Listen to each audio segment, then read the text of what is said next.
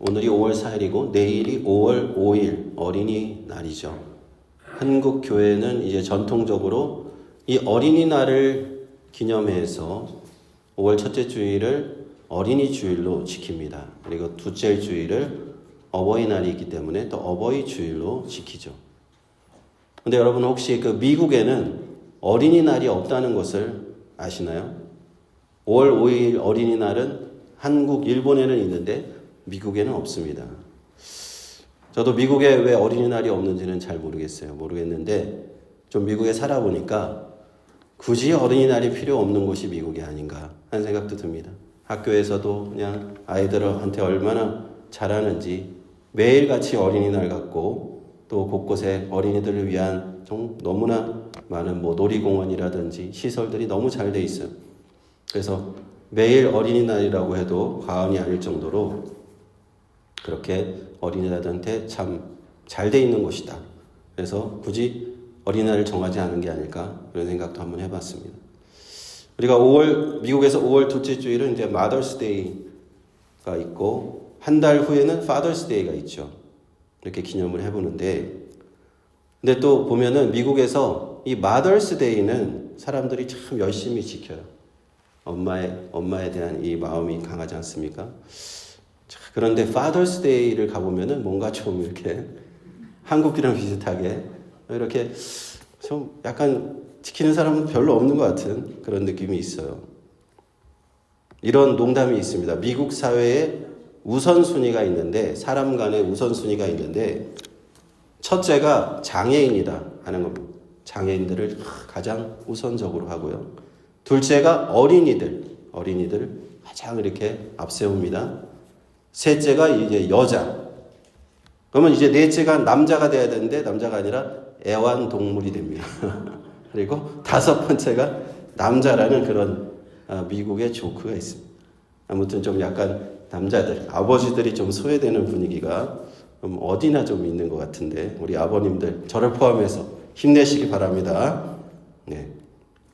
오늘 누가복음 18장에서 보면은 사람들이 예수께서 축복해 주심을 바라고 어린 아기를 데리고 왔다라고 되어 있습니다. 그런데 이를 보고 제자들이 사람들을 꾸짖었어요. 그도 그럴 것이요. 당시 사회는 이 지금과 같이 어린이들이 참 대접받는 사회가 아닙니다. 그것도 오직 그냥 성인 남자들만 대접받는 사회, 여자들도 대접받지 못해요. 모든 결정 권한은 남자들한테 쥐고 있었고 가부장적인 문화가 강했어요. 그래서 성경에도 보면은 이런 것들이 많이 기록이 되어 있는데 출애굽 당시에 사람을 이제 카운트하지 않습니다. 사람을 숫자를 세는데 남자 장정만 60만 명이라고 기록을 합니다. 여자와 아이들은 아예 숫자를 세지 않아요. 오병이어의 기적에서도 보면은 보리떡 5개와 물고기 2마리로 5,000명을 먹였다 하는데 그 남자만 5,000명이라는 거예요. 여자와 아이들을 제외한 숫자였어요. 그래서 다 합하면 한 10,000명 정도 먹지 않았을까 그런 우리가 추산은 합니다. 어쨌든 이렇게 여자와 어린이들이 대우받지 못했던 당시 사회에서 문화에서 제자들이 어린아이들이 예수님 곁에 왔을 때 가까이 오지 마라 라고 한 것은 너무나 당연했을지도 몰라요. 예수님이 지금 중요한 말씀하시고 중요한 지금 사역을 베푸시는데 너희들이 와서 지금 시끄럽게 방해하면 안 된다. 제자들의 당연한 어떤 그런 문화 속에서 행동이었을 텐데 그러나 예수님께서 어떻게 하셨습니까? 오히려 그 제자들을 나무라시는 거예요. 하나님의 아들 메시아 우리 예수님께서는 하나님 나라의 관점으로 이 땅에 오셨기 때문에 그러한 문화를 초월하시는 모습을 보입니다. 그래서 그 어린이들을 가까이 오라고 부르시면서 누가복음 18장 16절에 어린 아이들이 내게 오는 것을 용납하고 금하지 말라. 하나님의 나라가 이런 자의 것이니라 라고 말씀하셨고요. 또 이어서 중요한 말씀 주십니다. 내가 진실로 너희에게 이르노니 하나님의 나라를 어린 아이와 같이 받아들이지 않는 자는 결단코 거기 들어가지 못하리라. 이렇게 말씀하셨습니다. 모두가 어린아이들을 무시하고 있는 그 시대에 어린아이와 같이 받아들이지 않으면 안 된다. 하나님 나라의 복음이 전파되었을 때 많은 사람들이 하나님 나라의 복음을 듣습니다.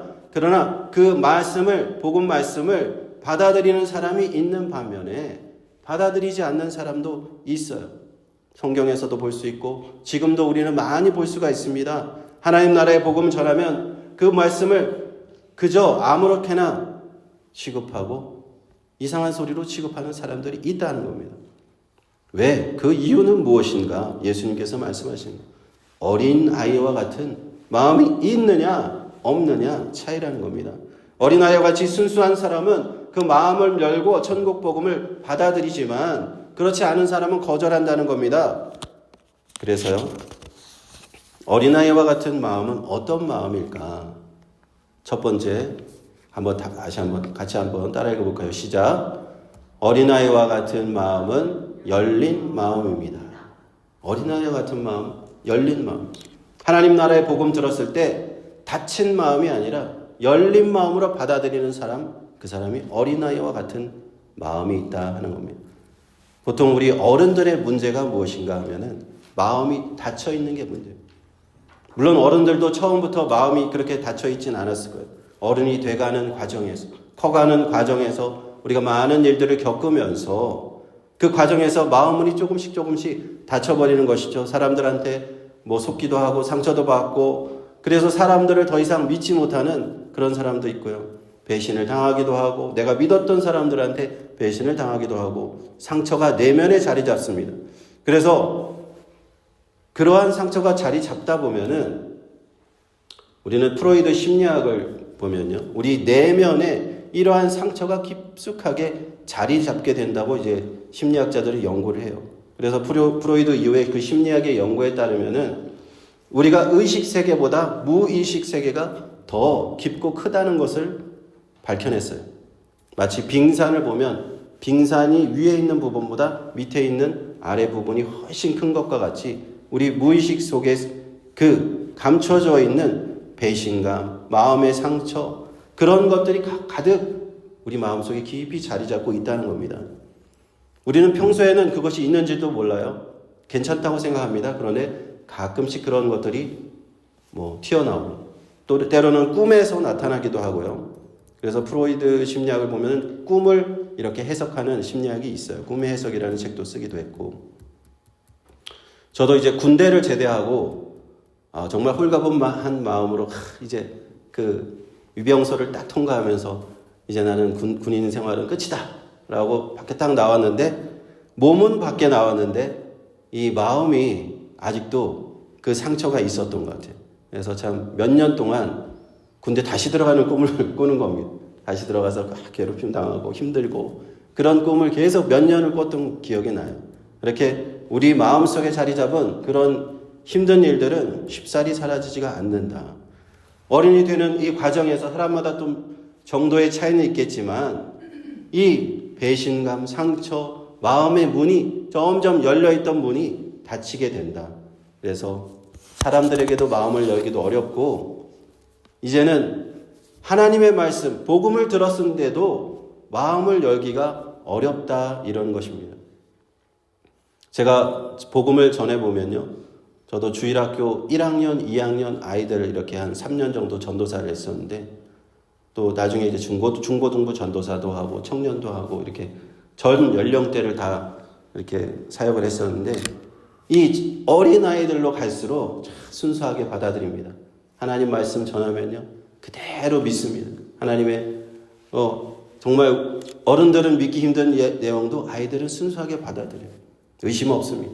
그런데 중고등학교 좀 올라가게 되면은 이제 반항을 하기 시작해. 이제 못 믿겠다 그러고 믿음이 아이들이 좀 식어져요. 그런 걸 보게 됩니다. 그래서요. 이 어린아이와 같은 열린 마음, 이 마음을 가진 사람이 하나님의 복음을 듣고 믿을 수 있다고 성경은 말하고 있습니다. 그 천국 복음을 받아들여서 하나님을 만나고 우리가 구주 예수님을 영접해야 될 텐데 마음문을 닫고 있으니까 그것을 받아들일 수 없다. 구원의 복음을 아무리 전해주어도 그것을 거절해버리더라 하는 것입니다. 그러므로 하나님의 복음을 받기 위해서는요. 이제라도 우리는 닫힌 마음을 열어야 돼요. 닫혀진 마음을 열어야 돼요. 어떻게 그 닫혀진 마음을 열 수 있을까?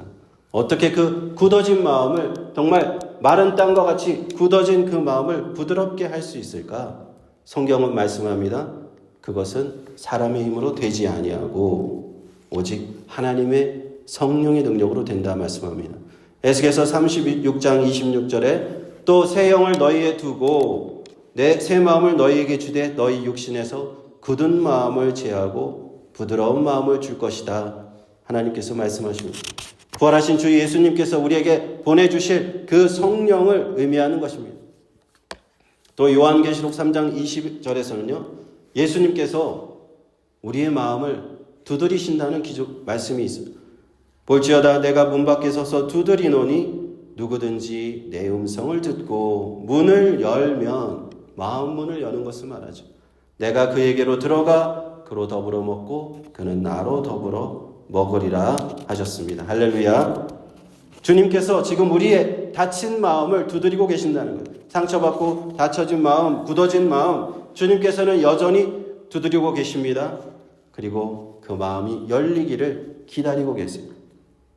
그러므로 우리는 무엇을 해야 됩니까? 어린아이와 같이 돌이켜서 우리가 그 마음의 문을 열고 주님의 영접하고 주님을 받아들여요. 그러면 주님께서는 선물을 주시는데 그것이 바로 하나님 나라 구원의 선물인 줄로 믿습니다.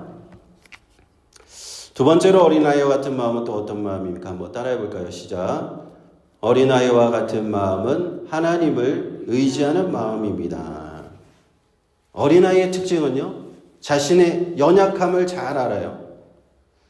제가 아들이 하나 있지 않습니까? 저희 아들이 어렸을 때 초등학교 저학년 그때 제가 집에 있으면은 하루에 저를 막 수십 번씩 부르는 거예요. 아빠 아빠 부르면서 가보면은 이걸 좀 도와달라고 장난감 박스 좀 내려줘. 뭐 이것 좀 열어줘. 장난감이 또 부러졌다고 본드로 좀 붙여줘. 뭐 이렇게 또 어제는 밤에 저녁에 보면은 부엌에 물을 마시러 가야 되는데 혼자 못 가겠어 무서워서 같이 좀 가달라고 그러고. 하여튼 수십 번도 저에게 도움을 청했던 너무 귀찮을 정도로 그랬던 기억이 납니다. 그런데 지금 중학생이 이제 다 되다 보니까 아빠를 너무 안 찾아요. 너무 안 찾아요. 혼자만의 시간을 즐기고 있어요. 잘 있냐 그래도 잘 대답도 안 하고. 예. 어쨌든 좀 그때가 좀 그리워지려고 합니다. 예. 이렇게 어린아이의 특징이 무엇인가? 예. 부모의 도움을 자꾸 요청하잖아요. 내가 할 수 없다는 걸 잘 알기 때문에 내가 연약함을 잘 알기 때문에 그런 겁니다. 그래서 부모의 도움을 초청하는 것처럼 예수님께서 말씀하십니다. 너희가 악한 자라도 좋은 것으로 자식에게 줄 줄 알거든 하물며 하늘에 계신 너희 아버지께서 구하는 자에게 좋은 것으로 주시지 않겠느냐 말씀은. 예수님께서 우리에게 주시는 말씀은요. 하늘에 계신 하나님께서 우리의 아버지시다. 그것도 좋은 아버지시다라고 말씀합니다. 당시 예수님이 오시기 전까지는 하나님 여호와 하나님은 그냥 무섭고 두려운 그려운 신으로만 생각했어요. 우리가 아버지라고는 말할 수 없는 그런 하나님이라고 두려운 하나님이라고 생각했는데 예수님께서 이 고정관념을 딱 해주시는 하나님께서 우리의 너무너무 좋은 아버지시다. 그러므로 내가 어린아이처럼 나의 연약합니다. 나는 한계가 있습니다. 이렇게 하나님께 도움을 구할 때 하나님은 우리를 아버지처럼 도와주신다는 걸 정말 기뻐하시는 줄로 믿습니다. 그러므로 누가 하나님 나라에 들어가는가? 예수님은 말씀합니다. 내 연약함을 알고 어린아이와 같이 하나님을 의지하는 그 사람. 우리가 하나님 나라의 복음을 전해보면은 거부하는 사람들의 특징은 무엇인가? 스스로가 너무 강해요. 스스로 약하다고 생각하지 않고 그런 사람도 있습니다. 내가 가진 지식이, 내가 가진 능력이, 내가 가진 건강이 나는 충분하기 때문에 내 힘으로 살 수 있다. 하나님이 필요 없다라고 생각하는 사람들이 있어요. 연약한 사람들만 하나님 찾지 나는 하나님 필요 없어 라고 하는 사람들이 있습니다. 그런 사람들은 복음을 받아들일 수가 없어요. 그러므로 주님께서는 누가복음 10장 21절에서 이때 예수께서 성령으로 기뻐하여 가라사대 천지의 주제이신 아버지여 이것을 슬기는 자들에게는 숨기시고 어린아이들에게는 나타내심을 감사하나이다. 옳소이다. 이렇게 된 것이 하나님의 뜻이니라, 아버지의 뜻이니라 말씀하셨습니다. 전국 복음을 받아들이는 자, 내 스스로가 슬기 있다, 지혜 있다, 지식 있다 자랑하는 그런 사람들 아니라는 거예요. 어린아이들처럼 나 부족합니다. 연약합니다. 하나님 의지하는 자들이 하나님 예수님 복음 받아들일 수 있다 하는 것입니다. 그래서요, 우리는 때로 우리 인생 살아가면서 우리가 연약해질 때 우리는 그때가 하나님의 축복을 받을 때인 줄로 믿습니다. 내가 어린아이처럼 연약해지는 순간 우리는 어떤 경우가 있을까요? 몸에 병이 들었을 때, 어떤 일에 실패했을 때, 어떤 인생의 고난과 고통이 찾아왔을 때, 힘든 일을 당했을 때 내가 연약해짐을 깨닫는 거예요. 아, 내가 혼자서 이렇게 감당할 수 없는 것이 많구나. 그때 우리는 하나님을 만나게 되고 예수님의 복음을 우리는 영접하게 됩니다. 그러므로 우리가 연약함을 느끼는 그 순간에는요, 우리는 오히려 기뻐해야 돼요. 아, 하나님을 내가 만날 수 있는 귀한 순간이구나. 하나님을 내가 정말 예수님 만날 수 있는 순간이구나. 그리고 그때 내가 진정으로 하나님을 만나게 되면요, 부활하신 예수님을 만나게 되면요, 이제는 모든 일이 다 해결이 됩니다. 죽음조차도 이기신 예수 그리스도의 그 부활의 능력을 내가 만났기 때문에 이제는 아무것도 더 이상 문제가 아니 되게 되는 것입니다. 그러므로 저는 이 말씀을 들은 우리 모든 성도님들이 참으로 하나님 만나시고 부활하신 예수님 만나셔서 영육간에 복된 삶 사시기를 주님의 이름으로 축원드립니다. 마지막으로 세 번째 한번 따라해 보겠습니다. 시작. 어린아이와 같은 마음은 자신을 낮추는 마음입니다. 세 번째로 어린아이는 자신을 낮추는 사람을 말해요. 오늘 본문 말씀 바로 앞부분에, 누가복음 바로 앞부분에 바리새인과 세리의 기도에 관한 말씀이 나오는데 이 말씀이 지금 오늘 본문과 연결이 되어 있어요. 두 사람이 있었다고 하는 것이죠. 한 사람은 바리새인이고 한 사람은 세리였습니다. 바리새인은 성전에 올라가서 하나님 앞에서 기도를 합니다. 하나님이여, 나는 저 죄인들과 같이 아니하고 저 세리와도 같이 아니함을 감사합니다 라고 기도합니다. 저는 일주일에 이틀을 금식하고 소득의 11조를 드립니다 라고 당당하게 하나님 앞에서 기도했다 하는 겁니다. 반면 다른 사람 세리는 어떻게 기도했다고 합니까? 세리는 하늘을 우러러 하나님을 감히 쳐다보지도 못하고 자신의 가슴을 치면서 이렇게 기도했습니다. 하나님이여, 저를 불쌍히 여기시옵소서. 나는 죄인이로소이다. 누가복음 18장 14절에 예수님께서는 이렇게 말씀하셨습니다. 내가 너희에게 이르노니 이 사람이 저보다 의롭다 하심을 받고 집에 내려갔느니라. 무릇 자기를 높이는 자는 낮아지고 자기를 낮추는 자는 높아지리라. 천국 복음을 받아들일 때 누가 하나님 나라에 들어갈 수 있는가, 천국 복음을 받아들일 수 있는가? 그 사람은요, 바리새인과 같은 사람이 아니라 세리와 같이 자신을 낮추는 사람입니다. 하나님 앞에 자신이 죄인이라는 것을 인정하는 사람, 그래서 가슴을 치는 사람, 그 사람이 바로 구원받는다 하는 것입니다. 이 바리새인들은 당시에 율법으로 유대교에서 종교적인 열심이 있는 사람들이에요. 수많은 그 구약의 율법들 우리가 다 세어보면은 613개로 되어 있다고 하잖아요. 율법 613개나 되는 그 율법을 그냥 헤아리면서 하라고 하는 그 명령이 248개, 하지 말라고 하는 금지 명령이 365개인데 매일같이 그걸 세면서 율법을 지키려고 했던 그 사람들이에요. 참 자랑할 만한 것 같아요. 하나님의 율법을 열심히 지키려는 사람들이니까요. 반면 그 세리는 어떤 사람입니까?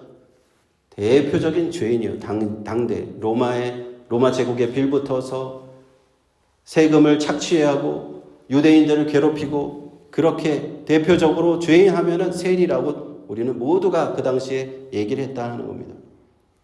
그런데 예수님께서는요, 그 세리의 기도를 하나님이 더 의롭다고 받으셨다는 겁니다. 왜냐하면 바리새인도 세리도 모두가 하나님 앞에 죄인이기 때문에. 세리는 겉으로 드러나는 죄인이었죠. 그러나 바리새인은 겉으로는 참 의로워 보였지만 그 실상 그의 진짜의 모습은 죄인, 똑같은 죄인이었다 하는 것입니다. 마태복음 23장에 보면 바리새인들의 그런 위선적인 모습을 주님께서 말씀하십니다. 화 있을진저 외식하는 서기관과 바리새인들이여, 너희가 박하와 회향과 근처에 11조를 들이되 율법에 더 중한 바 의와 인과 신은 버렸도다. 화 있을진저 외식하는 서기관들과 바리새인들이여, 잔과 대접의 겉은 깨끗이 하되 그 안에는 탐욕과 방탕으로 가득하게 하는도다. 화 있을진저 외식하는 서기관들과 바리새인들이여, 회칠한 무덤 같으니 겉으로는 아름답게 보이나 그 안에는 죽은 사람의 뼈와 더러운 것이 가득하도다. 그렇게 당당하고 나는 의인이라고 말했던 그 바리새인들이 그 예수님이 보시기에는 그 내면에 탐욕과 방탕이 가득했고 회칠한 무덤처럼 겉만 번지르하고 속은 썩은 시체처럼 모든 더러운 것이 가득했다 하는 겁니다. 주님은 그런 그들의 실제적인 모습, 위선적인 모습을 지적하신 거예요. 그래서 현대 영어에서 우리가 페리새, 바리새 하면은 위선적인 사람, 이렇게 이제 대명사가 됐어요. 사람들은 보통요, 누가 TV에서 보면서, 뉴스를 보면서 누가 흉악 범죄를 저질렀다고 하면은 혀를 ጭጭ 차면서 그 사람을 정죄합니다. 어떻게 저런 잔혹한 범죄를 저지를 수 있는가? 나는 저런 사람들과 달리 나는 죄인이 아니다 라고 생각합니다. 그런데 하나님의 입장에서 봤을 때는 이 사기를 치고 살인을 하고 마약을 하고 온갖 중범죄를 저질러서 감옥에 가고 TV에 나오는 그 사람들만이 죄인이 아니라는 거예요. 그 사람들은 드러나게 죄를 지은 것이지만 드러나지 않은 죄인들이 있어요. 우리 모두가 하나님 앞에 죄인이라고 말씀하는 겁니다. 그러므로 성경은 모든 사람이 죄인이고 모든 인간이 죄 아래 팔렸다고 말씀합니다. 로마서 3장 9절 12절에 그러면 어떠하뇨? 우리는 나으뇨? 결코 아니라. 유대인이나 헬라인이나 다 죄 아래에 있다고 우리 이미 선을 다 죄 아래에 있다. 기록한 바 의인은 없나니 하나도 없으며 깨닫는 자도 없고 하나님을 찾는 자도 없고 다 치우쳐 무익하게 되고 선을 행하는 자는 없나니 하나도 없도다. 로마서 7장 14절 말씀합니다. 우리가 율법은 신령한 줄 알거니와 나는 육신에 속하여 죄 아래 팔렸다. 우리가 모든 인간들이 이런 현실이라는 거예요. 죄 아래 팔렸다는 거예요. 그러므로 예수님께서는 세리뿐만 아니라 바리새인들도 죄인이라고 말씀하시고요. 하나님의 심판대 앞에서는 멸망당할 수밖에 없는 그런 모두가 죄인이다 라고 말씀한 겁니다. 그래서 예수님께서는 우리에게 천국 복음을 전해주신 것이고 그 예수 그리스도의 십자가의 보혈로 이 하나님 나라의 복음을 전해주신 거예요. 그런데 그 복음을 누가 받을 수 있느냐? 바로 어린아이 같이 자신을 낮추는 사람, 세리와 같이 하나님 앞에서 나 스스로 죄인이라고 인정하는 사람, 그 사람이 받을 수 있다 하는 것입니다. 예수 그리스도를 통하여 주신 하나님 나라의 복음, 이 복음은 모든 죄인들에게 주시는 용서의 복음입니다. 구원의 길을 여시기 위하여서 예수님께서 우리를 대신하여 십자가에서 물과 피를 다 쏟으셨어요. 하나님 앞에 단번에 속죄 제사의 제물이 되셨습니다. 그래서 우리의 모든 죄가 예수님 앞에 전가되었어요. 내 죄, 여러분의 모든 죄 예수님한테 다 전가되었어요. 그러므로 하나님 아버지께서는요, 예수 믿는 사람들에게는 더 이상 죄를 보지 않으세요. 이미 그 죄값이 다 치러졌거든요. 예수님께서 우리가 받아야 될 벌을 예수님이 다 받으셨습니다. 그러므로 누구든지 자기의 죄를 회개하고 예수님을 믿고 영접하면 죄사함을 받고 구원을 받는 줄로 믿습니다.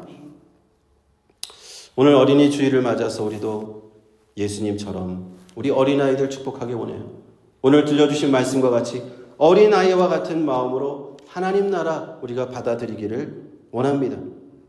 사람들이요, 지금은 진짜 너무 기술이 발전하고 풍요로운 세상에 살고 AI가 막 나오고 점점 그렇게 인터넷, SNS를 통해서 소통하는 것 같지만 제가 볼 때는요, 사람들의 마음이 점점 더 열리는 것이 아니라 점점 더 닫혀져 가고 있는 것 같습니다. 그러므로 예수님께서는 저와 여러분에게 말씀하십니다. 어린아이와 같이 마음을 열어라. 우리의 자신의 연약함을 인정하고 하나님을 의지하라고 말씀하십니다. 그때 하나님께서 우리를 도우실 것이라고 말씀하십니다.